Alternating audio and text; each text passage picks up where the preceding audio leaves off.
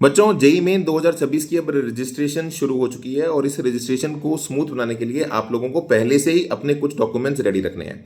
तो सबसे पहला डॉक्यूमेंट बच्चों जो आप लोगों को रेडी रखना है वो है आपकी एक स्कैन फोटो मेरे बच्चों व्हाइट बैकग्राउंड पे होनी चाहिए और उसका एक डिफाइंड फॉर्मेट चाहिए। आपका फाइल का साइज 10 केबी से 200 केबी के बीच में और फाइल जो है वो जेपीजे और जेपीईजी फॉर्मेट के बीच में होनी चाहिए। ध्यान रखिएगा बच्चों, आपकी बैकग्राउंड व्हाइट ही हो और 80% कम से कम फेस मेरे बच्चों विजिबल हो।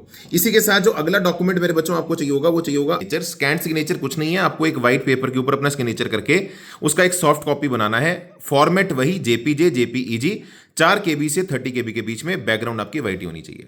अगला डॉक्यूमेंट चाहिए होगा मेरे बच्चों आपको रजिस्ट्रेशन में आपकी क्लास 10th की मार्कशीट, जिसके अंदर आप लोगों को डेफिनेटली रोल नंबर भी चाहिए होगा आपसे जब क्लास 10th की डिटेल्स पूछेगा। और डॉक्यूमेंट जब आप अपलोड करेंगे तो ये पीडीएफ में चाहिए, 10th की मार्कशीट पीडीएफ में, बाकी जो स्कैन्ड फोटो और सिग्नेचर जो है वो आपका जेपीजे फॉर्मेट के अंदर।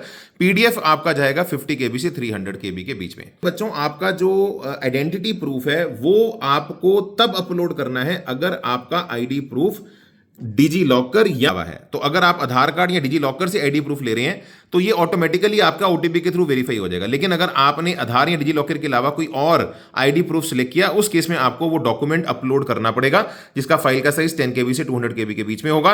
और अगर कोई डिसेबिलिटी है तो वो डॉक्यूमेंट भी चाहिए होगा 50 केबी से 300 केबी के मेरे।